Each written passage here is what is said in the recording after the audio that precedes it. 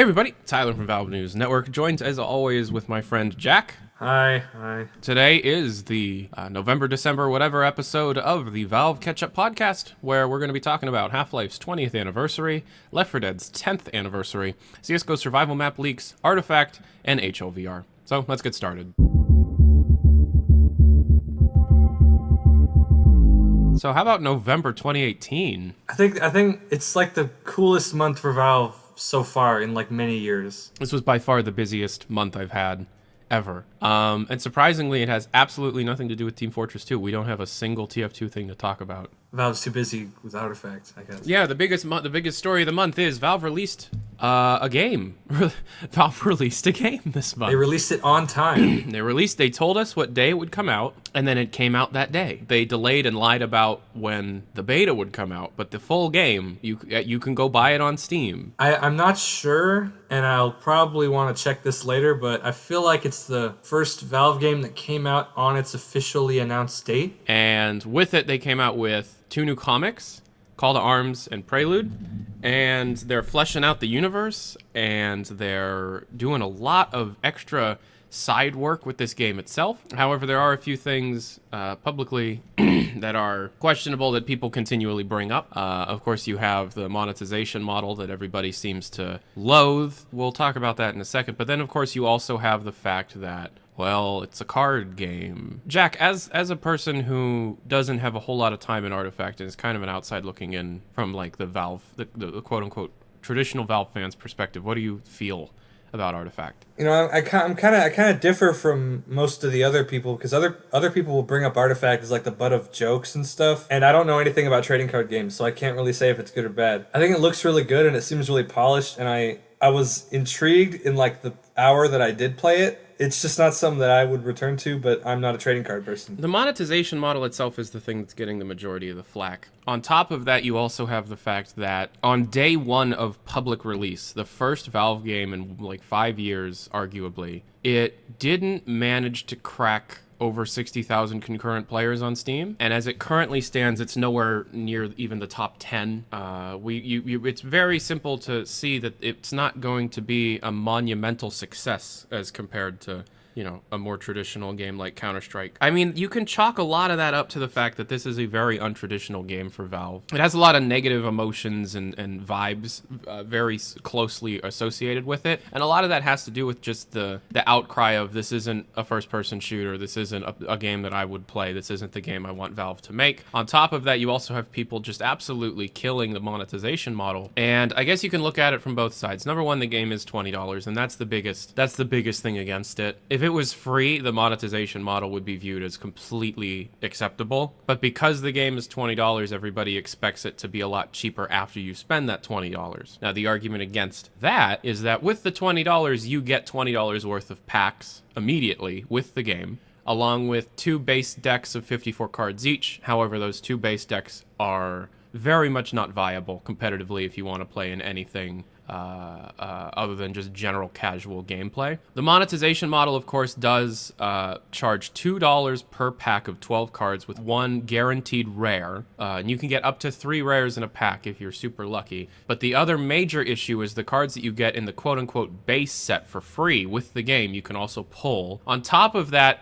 it was pretty much common knowledge that you can't earn any free packs. That actually turns out to not be completely true upon further investigation into the gameplay systems itself. What you have are 2 separate categories of game modes that you can play, casual and expert. And casual is free and you can do whatever you want with it, but you don't earn anything for winning. And expert, you have to pay coupons to play. And if you win a certain number of games before losing 2 games, you can earn packs for essentially free. So if you're a smart enough player, and also you're a player with quite a bit of luck, you can pull some decent cards out of your free 10 packs that you get with the game, build a decent deck, and with the 10 coupons you get for free with the game, you can go through like an expert gauntlet and an expert constructed gauntlet and just win packs that way. If you win 3 games before losing 2, you earn your coupon back. If you win 4 games before you lose 2, you earn a pack and your coupon. And if you win 5 games before you lose 2, you earn 3 packs and a coupon. On top of that, if you have any doubles, you can sell those doubles on the Steam community market. And here's the fun part. I actually made money, but I sold all my doubles and all the cards I didn't want in my decks, and I broke even. And I've continued to play, and I earned some packs, and I sold those, and I actually ended up in the green, which is really interesting and something that nobody is talking about, because nobody knows the deck building meta outside of the people that have always been following Artifact. So there's a lot here. And the game itself, of course, really needs to be on mobile for it to hit the gaming mainstream. I don't know what the monetization model of the mobile version will be. However, it's very safe to assume that the mobile version will be cross-platform. I actually did ask Brandon Reinhardt if the mobile version's still on track for next year, and he said, yeah, very much so. I kind of view the PC launch as kind of a soft launch, and once it hits mobile, the game's truly out, but I don't know. I've seen a lot of complaints that Valve was like plastering Artifact all over everything. Like, you know, when you go to the front page on the Steam store, big Artifact header and like it's the game there. And I'm wondering if that is like Valve maybe taking advantage of their position. I mean, they do that. They put a banner up on the Steam store page a lot. There's always banners for everything. Other companies have banners. The thing is, I mean, you could make the argument that maybe they're taking advantage of their position because they have control over what's there. But to be completely honest, there's a hell of a lot more they could be doing to force feed everybody Artifact. Like, honestly, if I was in charge of marketing, I would have put Imp cosmetics in Team Fortress 2. I would have put an Artifact music kit and Imp stickers in Counter-Strike Global Offensive. I would have allowed a demo to be played for like an hour or something and put it in everybody's game lists. I would have forced people to play it. Valve isn't doing anything. I mean, some of those things could still happen. Some of those could still happen, sure. But if people are really just complaining about the fact that there's a banner on the Steam store, something that always happens, I think they're looking for something to complain about, to be completely honest. Yeah, I guess people view it differently because, you know, one, it's Artifact and they instantly dislike it, and two, it's Valve's own platform, so they view it as like a... They own Steam. There's a hell of a lot more that they could be doing that they're not doing. I sort of noticed that with Valve, like modern Valve, they seem to have these great ideas and then they develop them, but they take so long that they come out. Like, it takes so long that sort of the trend has passed. Like, you know, card games, I remember seeing a lot more about those like 3 or 4 years ago with like Hearthstone and stuff. But, you know, now they've kind of gone by the wayside, and this is when Artifact comes out. You know, if Artifact had come out in 2015 or 2016, which it probably couldn't have with development, but if it did... it could have. It could have. It totally could have, yeah.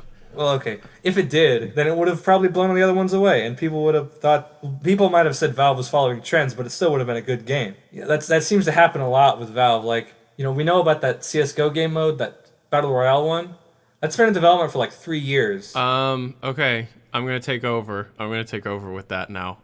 So the CSGO survival mode stuff is kind of crazy. CSGO survival mode, in case you guys don't know, is a, I wouldn't say confirmed, but very easily speculated upon future game mode in development for Counter-Strike Global Offensive, because it's been in string leaks and just different like random leaks since sometime in 2016, maybe June of 2016. I think it was earlier than that. It might have been even earlier than that with the earliest stuff, but the first time that we got stuff related to Battle Royale was in 2017 with different strings that were prefixed BR, and you had stuff like gameplay radiuses and shrinking radiuses, players alive left, large maps, supply drops, supply crates, randomized loot. So I'm not going to go into the entire history of this game mode. It's existed for a long time, and I actually made a video like a year ago that did really, really well, going over everything that existed. Through 2018, it actually seemed like this had died, like most leaks. And that's side note, when you're Valve News Network and you try and follow as many leaks as you can, you look like an idiot because most stuff gets canned, and so a lot of people are just like, he's just blowing stuff out his butt, he's making shit up, when in reality I'm following the stories, but it's Valve that's like, can it, we're done, can it, you know. But that aside from that, it seemed like it was dead. There was like a 7-month period where we weren't getting any Counter-Strike leaks whatsoever, and I made the prediction that they moved over to a separate development branch in a different engine, not necessarily Source 2, but definitely a version of Source with more features, so it's not completely compatible. And we have kind of had that confirmed now, along with Survival still being in development, through a picture of a Valve employee who will remain unnamed, do the research yourself, being found playing on the CSGO beta development branch in a map called MG_XL_Enclave. The reason why this was important originally is because the first leak that we ever got in 2018 about survival was when Panorama got pushed for the first time in a beta branch. There was something to do with like default UI states. And in one of the default UI states for an other game mode category was this other map called MG_XL_Enclave, which was then connected to survival. I'll put up some stuff on the screen here so you guys know what I'm talking about. But what happened was a few months later, this unnamed Valve employee was caught by just, you know how you can look on Steam and click like, check game info or whatever? Somebody did that to this Valve employee, and he was in something called the CSGO beta development branch playing this map. I thought this was fake because what people will do is look on the CS wiki or look on Combine Over wiki for like a string or some connection and then use that direct connection to try and like stir the pot. And this was like way too on the nose for me to be able to be like, whatever. But, I do this all the time. I just, out of just, courtesy and curiosity, because I was still going to probably talk about it a little bit, I emailed the Valve employee, which took a while to find this guy's email because his email is not public. And I sent him an email explaining like, hey, this image was found of you playing CSGO. And I guess when I sent the email, Valve's servers ate the image because he didn't get the image. And when he emailed me back, he's like, okay, well, I don't have the image, but I'm sure it's a picture of me playing Counter-Strike Global Offensive. And I'm just going to say, yeah, at the risk of my inbox exploding, this is real. And so on a live stream, talked about how I emailed Valve asking a question and they emailed back confirming a leak. And then that got clipped, and I don't know who posted it, but it got picked up, and that clip alone is like 30,000 views. And then in what felt like damage control, I got an email back like a week and a half later, unprompted, saying, oh, just to let you know, I confirmed that that's my account. I didn't confirm I was playing anything aside from that speculation. So half unconfirmed, but at the same time, it's totally real. And then, of course, we have a smaller tidbit. We have some anniversaries to talk about. And the first one, of course, is the most popular. Left 4 Dead 1 turned 10 years old. Yeah, there were huge celebrations for that. People just talking about how much they loved Left 4 Dead 1. Everybody loves I actually do love Left 4 Dead 1. But the thing is, Left 4 Dead 1 is not a Valve game. It's not. I don't know. And then you could talk about the whole reason why Left 4 Dead 2 exists and the bullshit about that to keep the IP, and it's a terrible story. But Left 4 Dead 1, the game that Turtle Rock wanted to make and the game that Valve ended up publishing are very different games. And you can talk endlessly about why that ended up being the way it was. But to be completely honest, I feel when I play Left 4 Dead 1, I feel a hell of a lot more passion. I don't know. It seems like Left 4 Dead 1 was made by people that really wanted to make that game. And Left 4 Dead 2 feels like a game that was made. I might be in the minority for that, but I love Left 4 Dead 1, and I'm not a big fan of Left 4 Dead 2. I wasn't really a fan of how Left 4 Dead 2 ate up all the Left 4 Dead 1 stuff and sort of into this big mass of, like, all the campaigns in one game with all this stuff. It just kind of got bloated. Well, they did that to completely negate the need for Left 4 Dead 1. There's some weird business stuff going on there. Then there was this other game, Half-Life 1, in its 20th anniversary, and Valve did nothing. Okay, I want to talk about this because a lot of people got mad that Valve didn't do or say anything, and I think that's dumb. I mean, maybe I'm definitely in the minority on this, I think. But, like, why would they do anything? It's not like them to do anything. Like, when Half-Life 2 was 10, they didn't do anything. When Half-Life 1 was 15, they didn't do anything. When Half-Life 1 was 10, I think they had a sale. What I've been saying is that it's just not the kind of company they are. There's like that story about how it was someone in a meeting said, oh, Half-Life 1 turned 20, and that was it. That was all that happened. But like they're making other games. They're working on stuff that's like current. It's fine to just look at what the community did. I mean, what could Valve have done that was satisfactory? Okay, so before we get to the actual like community celebration stuff, Valve has said many times, they said when I was there, that they're not a company of... When they look back on stuff, it's never positively. The only time that they'll ever look back on things is when they think about the mistakes that they made. But the fact of the matter that Gabe Newell looks at Half-Life 1 as just a series of compromises and mistakes is, it's telling of how he actually feels about that game as a whole. I mean, I wasn't the one that asked this dumb shit question at Valve, but somebody asked, like, hey, Half-Life 2 is going to be turning 10 this year or whatever. So, like, are you going to be doing something for the anniversary? And they're like, we're not a company of people that look back on things nostalgically. We either look back on them as a series of mistakes that we need to learn from, or we don't look back on them at all. And Gabe, the very famous, tool metaphor that Gabe likes to say that started on the Game Slice podcast in 2015, where he's like, every IP is a tool, and every time we make a game, we take the lessons that we've learned from the previous games and try and improve. And Artifact very much shows that. Regardless of what you feel about that Artifact, Valve time didn't happen for Artifact, guys. And a lot of that falls on Brandon Reinhardt, who's just a fucking monster, but in a positive way. He's really great. There was a hope, there was a glimmer in my eye that they would announce HLVR for the 20th, but it doesn't sound like it's that far along. That's also not something that Valve would do either. No, but it would be something you'd want them to do, but that would be giving themselves a deadline. Valve has never operated like that before. Mm-hmm. So why would they? And the only reason it operated like that with Artifact, there's a whole thing with that and whatever, but that's just not how Valve is. The first thing that came out was Lazy Game Reviews had a video where he did a retrospective on the whole game. LGR recently hit 1 million. Congrats, LGR. I love that guy. Yeah, that video was super great. It was sort of nice to hear an outside perspective that still respected the game. It still knows about the game, knows about the stuff, but doesn't really give a shit about Gas Mask Citizens or XLab or anything like that. Just someone who just liked the game. It was really nice. And Boreal Alyph coincided its update with it. Really interesting stuff coming from Boreal. And I think the one that everyone saw Black Mesa. was Black Mesa's Zen trailer. Yep. Yeah. So, okay. It's coming quarter 2, 2019, right? And Where is that from? I don't know. I just said that without knowing where it's from. I remember reading that, but I can't source that information. I think it's in the description of the trailer. I don't know. Okay. It's somewhere, and they haven't come out and said it's wrong, so I guess it's right. Okay. But, the trailer was super awesome. Yeah. But it was an excellent trailer. And I'm glad they're finally getting around to it. Zen has been in development since the start of Black Mesa, probably. But in earnest after 2012, after the first release. Well, I wouldn't even say it was in earnest after 2012. I wouldn't. They probably started on it, but I think the version that we have now, it's probably far more recent.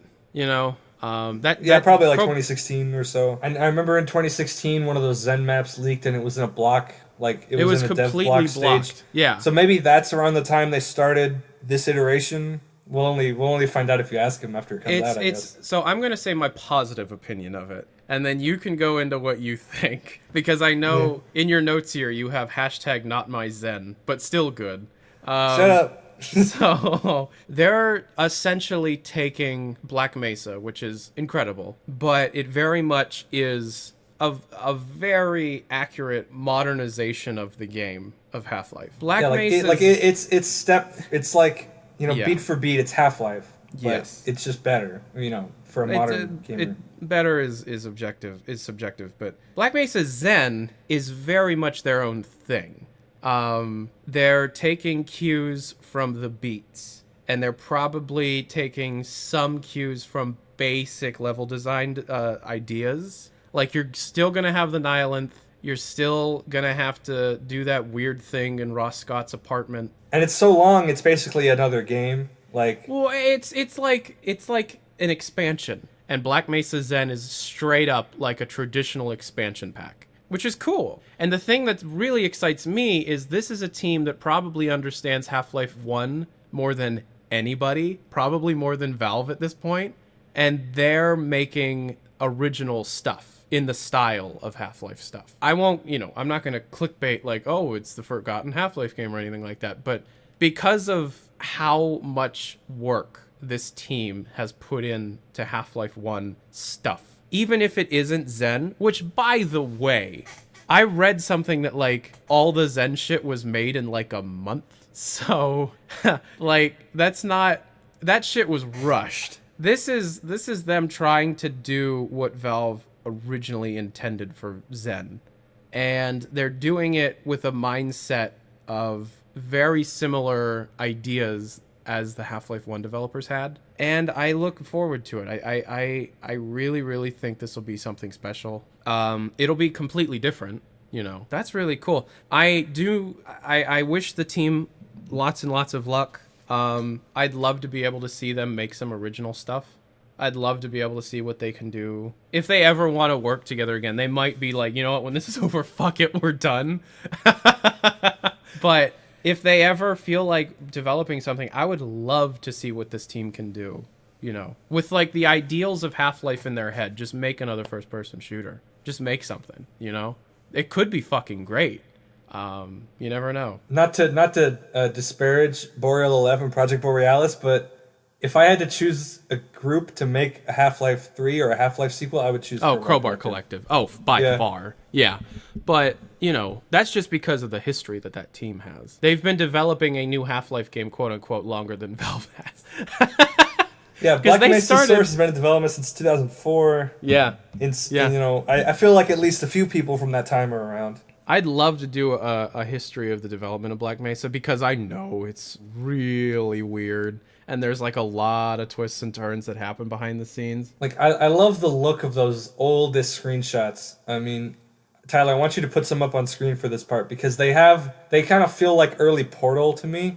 And I find them very interesting. And I'd love to get a closer look at them, like the actual files, and sort of like document them. I've talked to a few people that have been on Crowbar Collective, and I remember, this is hearsay or whatever, but I remember hearing that like a lot of the shit like the reason why it took so long is because they were just so perfectionistic about it that they just remade the same thing like 50 or 60 times. That is a classic Half-Life mod problem. You have no idea, or I think you do have an idea, just how often that happens in Half-Life mods.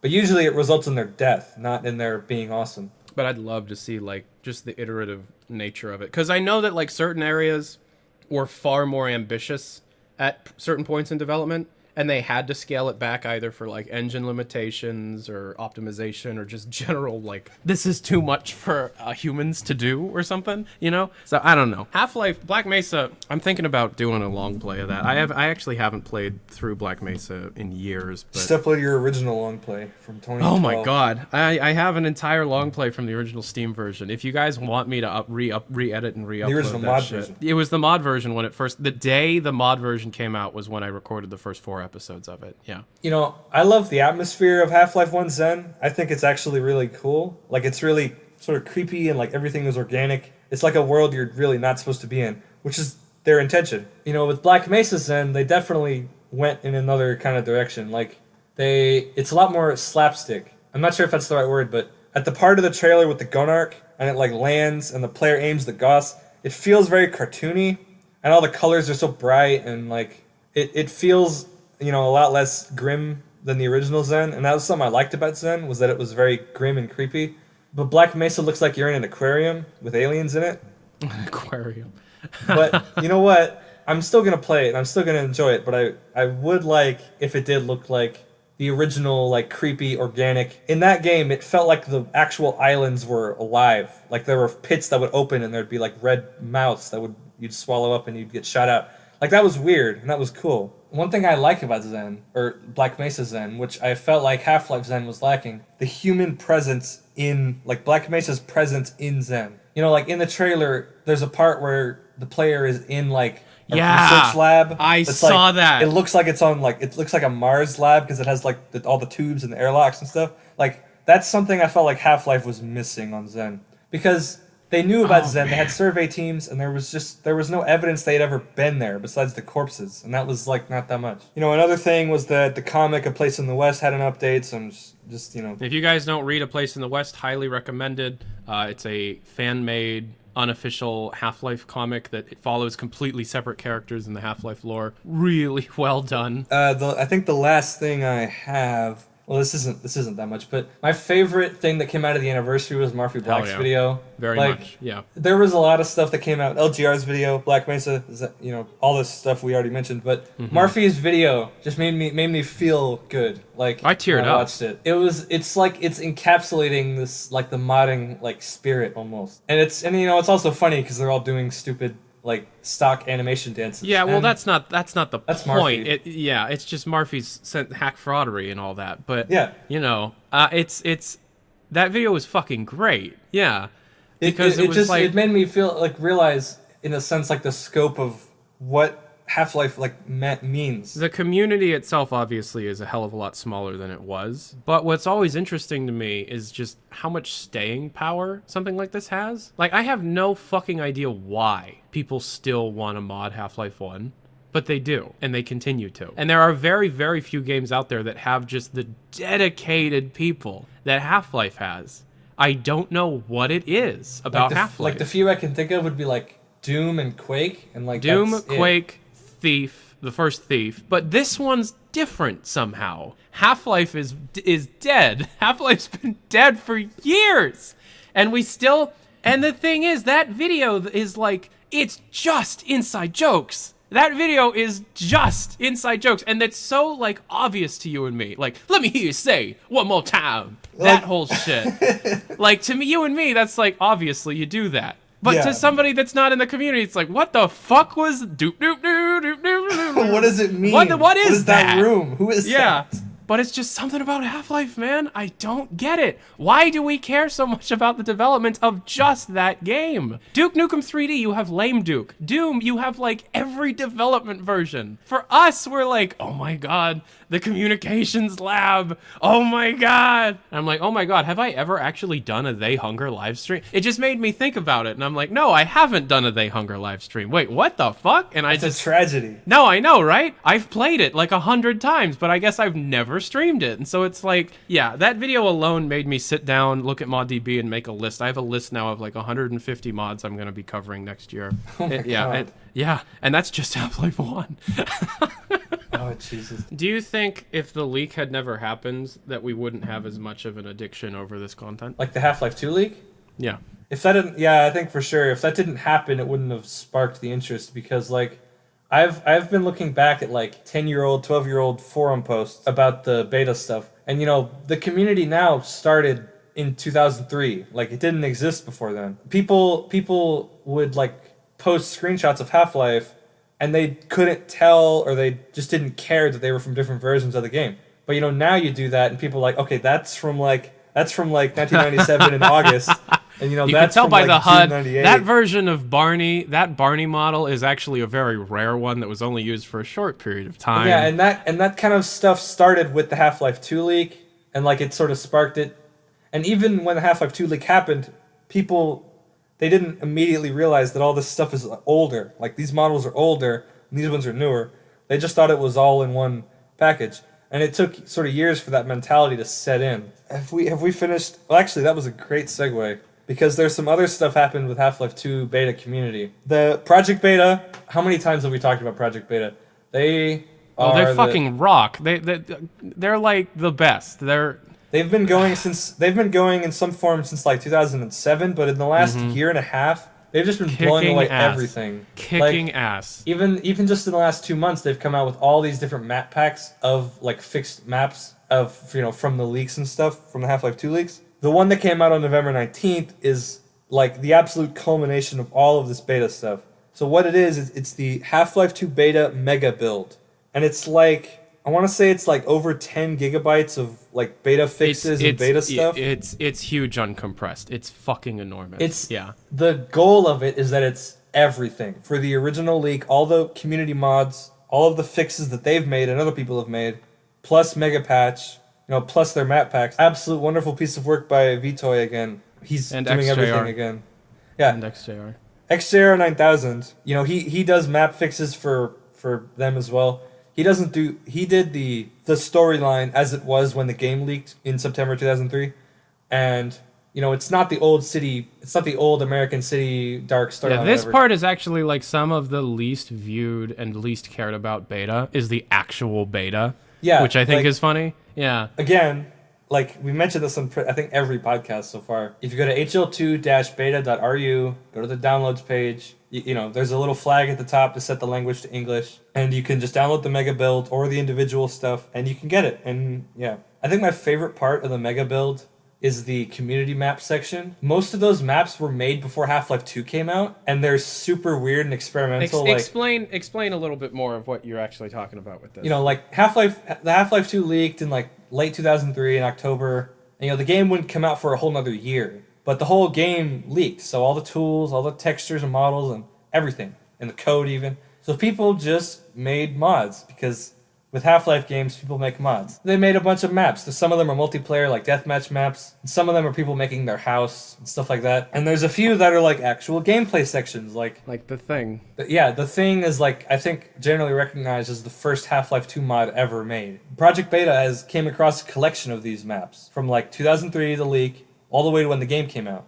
So there's like 100 of them, probably less than that. But there's a lot, and there's a lot of cool stuff you can find in there, little gems and interesting little fan maps. And I like that part the best, just seeing the community. A Half-Life 1 beta mod, we were talking about Half-Life 1 beta earlier, a beta mod called Half-Life Absolute Zero, which is made by Cobalt 57. They've been around for years, the mod and the game, and they've had a day one release already. But now they've gotten onto Steam. The mod's not out yet on Steam, but they have a store page, and they have a release date set.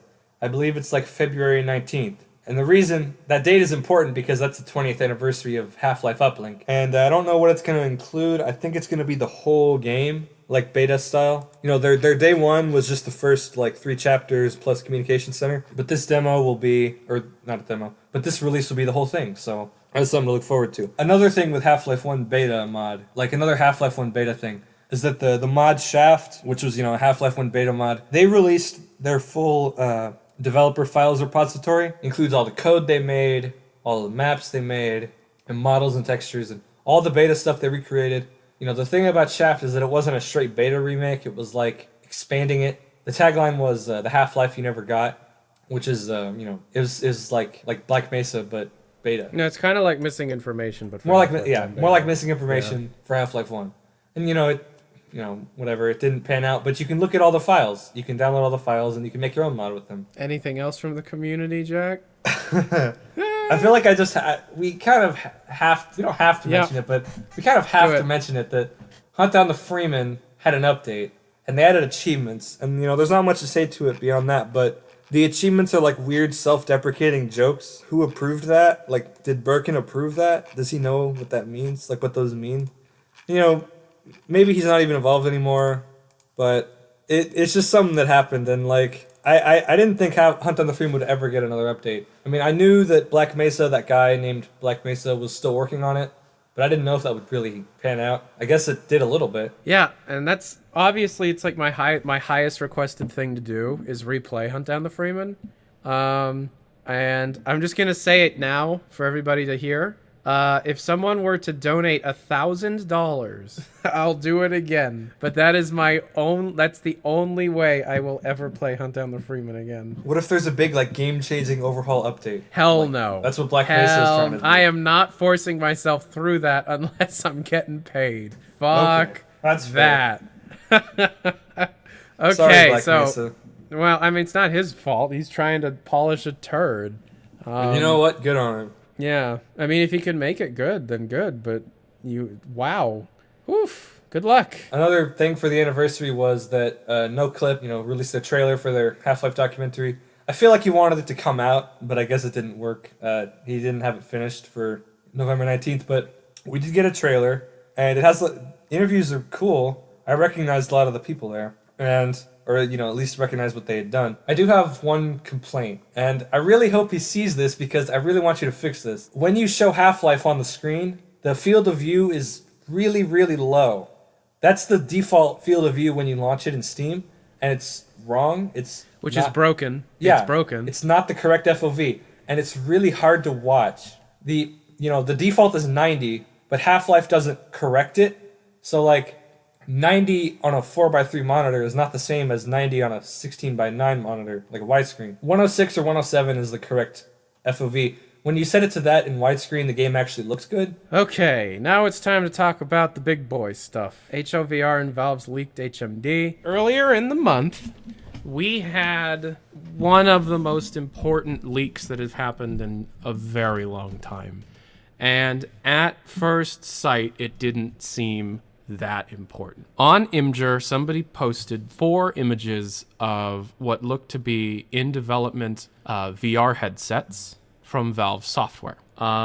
These pictures were taken back in July. There's a lot of information behind it. There's a lot of information that happened following its leak. And I mean, we'll get into it. But the long short of it at the beginning was Valve is developing their own VR headset for mass production. So yeah, Valve's making their own VR HMD, and the reasons that they're doing that are now very obvious. Like I said, we'll get into that. But essentially, what we were able to extrapolate from the images themselves is that they were very much wider field of view than the Vive or the Rift, much higher resolution than the Vive or the Rift, some kind of modular front panel support for maybe expandability in the future, and a few other very minor details, such as specific chips being used, and the types of lenses being used and such. Upload VR got some information about this headset that I was then able to confirm myself. And the biggest thing was this headset is being developed alongside a Half-Life game that is a prequel to Half-Life 2. I went live with that information the weekend of the leak, and ever since then I've been chasing sources about both the headset and the Half-Life game, which of course is HLVR, which is something we've known about since Destinations, which was June 2016, was the first specific HLVR leaks. There were probably some HLVR related leaks we saw before that we didn't realize were for HLVR, but the first time we saw the anachronism HLVR was in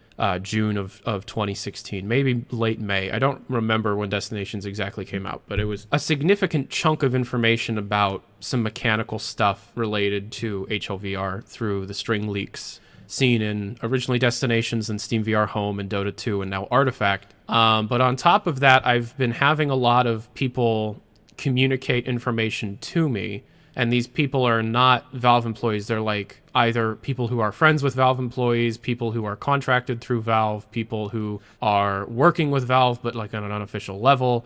And yeah, I mean, the general idea of the headset coming out is fairly obvious. That's the most obvious apparent thing, is Valve is developing their VR headset. They're going to sell it at cost, and there are a lot of behind the scenes ideas going into it and like business related dealings to be able to try and kickstart the enthusiast grade VR market, because you have people moving over to mobile and Oculus Quest, and essentially all the work that Valve has put into VR can go to waste if they don't get their shit together in this marketplace. So as for HLVR, I mean, I've discussed this information already in the Half-Life Leak Week video I put up a couple weeks ago. You're playing as Alex Vance. You know, it takes place before the events of Half-Life 2. Cremators are involved in some way. Some general Half-Life 2 beta, quote-unquote, aesthetics and ideas and themes may be reused, are definitely being discussed, may be reused. The headset itself has like somebody came up with a really good term for it, but I seem to remember it like a feedback headset, like the earphones built into it allow you to like feel things. Yeah, and it's really, really interesting because and it's been in development since at least mid to late 2015. And without going super in depth about why they're doing what they're doing, it's fairly plain to see that things are changing behind the scenes at Valve. I'm hearing a lot about how like the bonus eval system has been completely rethought and possibly completely taken out. Artifact releasing on time and Brandon Reinhardt publicly saying, hey, I am the person in charge of the team, is different.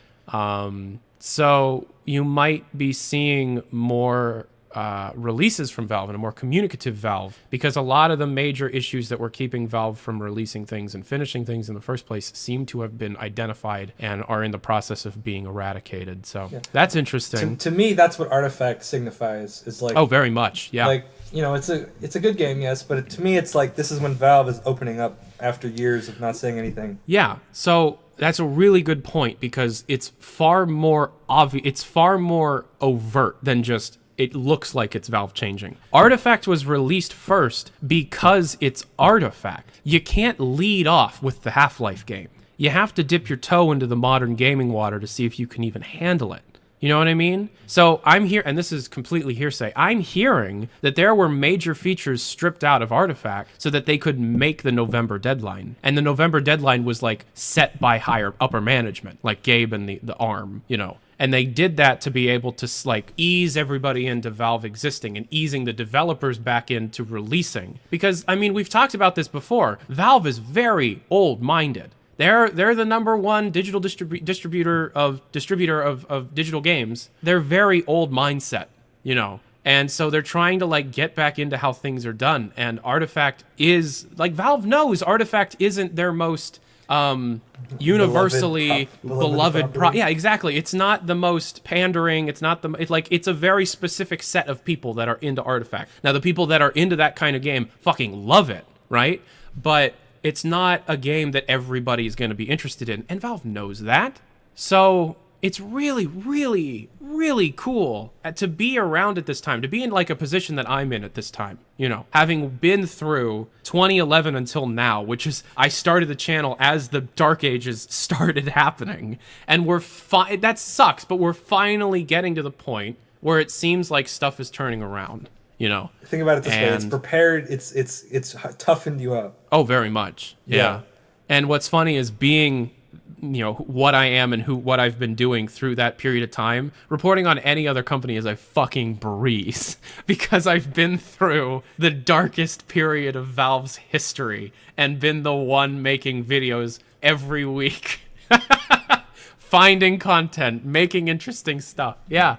I mean, there's a hell of a lot more to discuss when it comes to HLVR. We're not going to go into the specifics of what the game is, you know. There's way too much to unpack there. But what needs to be stated is, you know, not only are they making HLVR, but they're making 2 other VR games, one of which used to be called Artifact. So when I say Proto-Artifact VR, that's what I mean. Gray Newell said in his interview that the name Artifact came from a VR game that's still being developed, but they didn't want to use the name Artifact anymore. The thing on HLVR is that, you know, if you listen to like our first Ketchup podcast, like we talked about HLVR a lot. And like the one thing we're always missing was like plot details. But now we have some. Like that's what this month like gave us was like plot details. Like it didn't tell us really anything about the more game mechanics or the whatever. We know sort of what the writing, well, you know, not literally the writing, but what the story is. It is a prequel to Half-Life 2, and you're playing as Alex Vance. Yeah.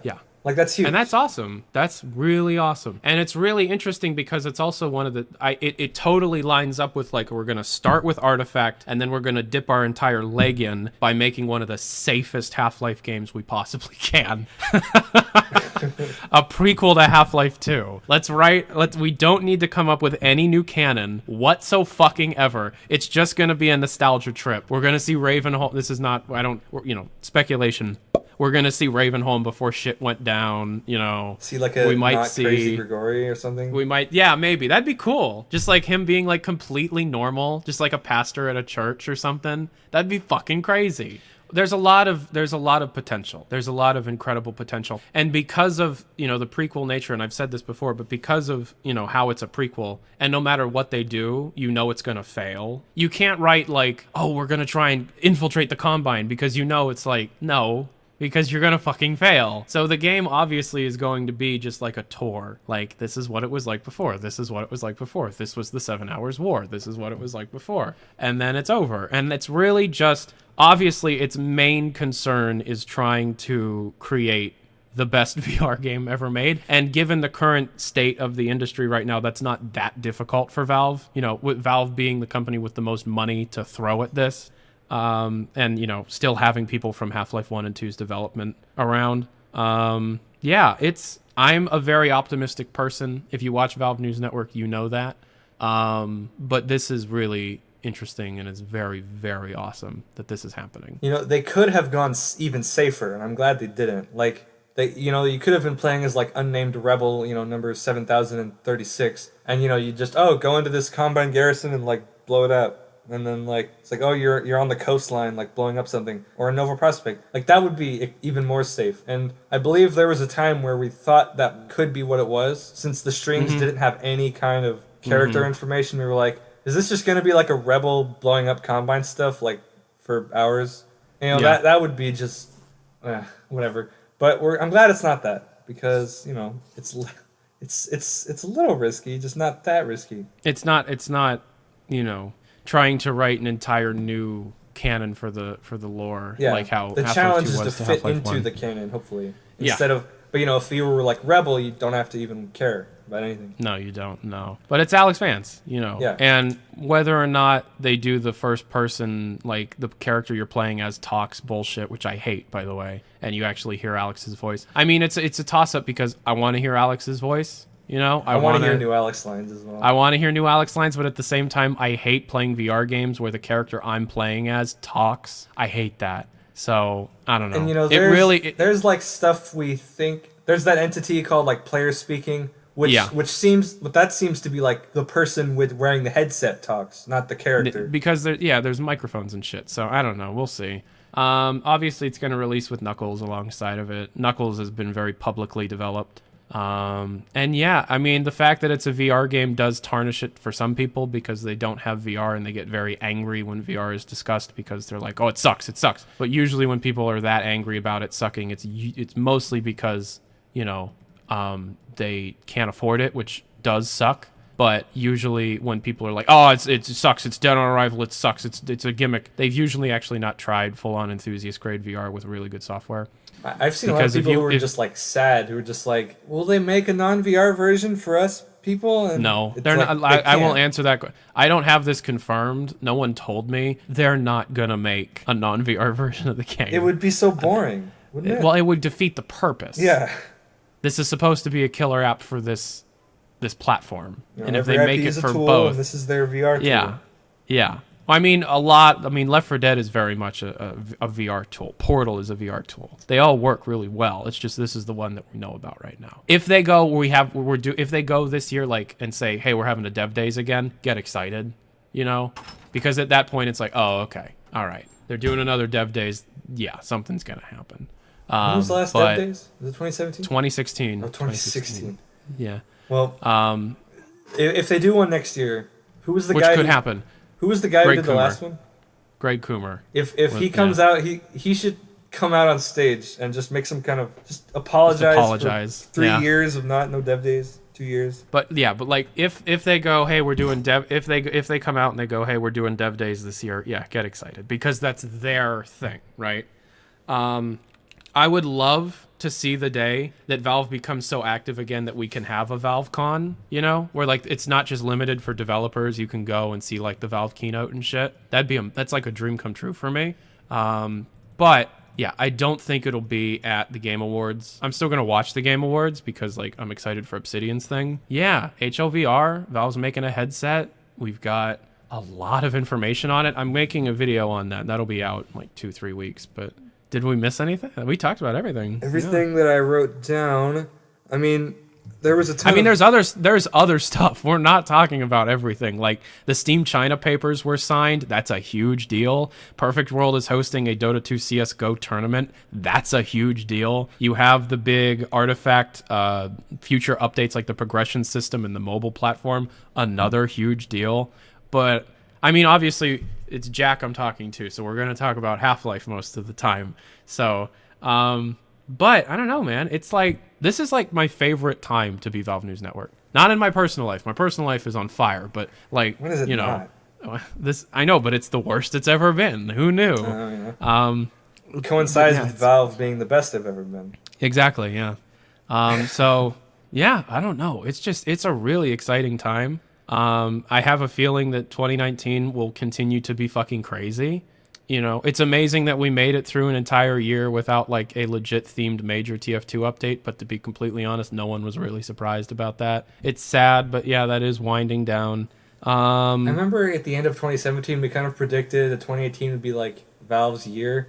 And we predicted that it would be a transition. I predicted it would be a transitionary year. Well, then 2019 will be Valve's year. 2018 is getting ready for that. Exactly. Yeah. Because that press conference for Artifact, when was the last time Valve did something like that? When I went the year before. Yeah. And yeah, I Electra is applying to a grad school in Seattle. So once she's done with her master's, she's getting her PhD in Seattle. So what's funny is I'm going to be like moving to Seattle just so she can go to this school. And it has nothing to do with Valve News Network. She just happened to find the one that she liked. And it'll be amazing because I'll just be like messaging everybody from Valve. And like that's another couple years. So like I'll be even closer with people. And so I'll be like, hey, I'm in town. I live here now. And I'll just be there all the time. I can't wait. That's going to be insane. Maybe by that time they'll trust you enough for you to go in there and like document things. Yeah, well, I mean, that's the goal. That's the fucking dream.